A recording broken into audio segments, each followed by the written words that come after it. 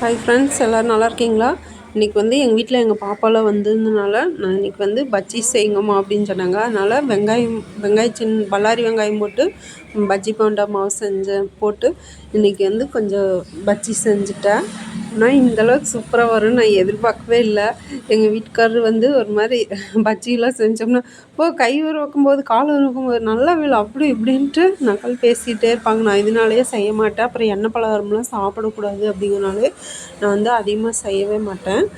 இன்றைக்கி பாப்பாவுக்காக இன்றைக்கி பஜ்ஜி செய்யுங்கம்மான்ட்டு சொல்லிகிட்டு இருந்துச்சு. அதுக்காக ஆனால் குட்டி குட்டியாக அரிஞ்சு போட்டங்காட்டி அன்றைக்கி ஒரு நாள் செஞ்சது உள்ளுக்குள்ளே வேகாமல் இருந்தது. அது ஒரு மாதிரி சரியில்லை. அதனால நான் சின்ன சின்னதாக அரிஞ்சுதான் பாப்பான்னு சொன்னேன். இன்றைக்கி போட்டுட்டாங்க. சூப்பராக இருந்துச்சு. இந்தாங்க உங்களுக்கு வேணா. பஜ்ஜி நல்லா இருக்குங்களா? கமெண்ட் பண்ணுங்கள். நீங்கள் யாரெல்லாம் பஜ்ஜி வீட்டிலலாம் செஞ்சுருக்கீங்களா? உங்களுக்கு பிடிக்குமா? நான் செஞ்சது எப்படி இருக்குன்னு சொல்லுங்கள். Okay, thank you.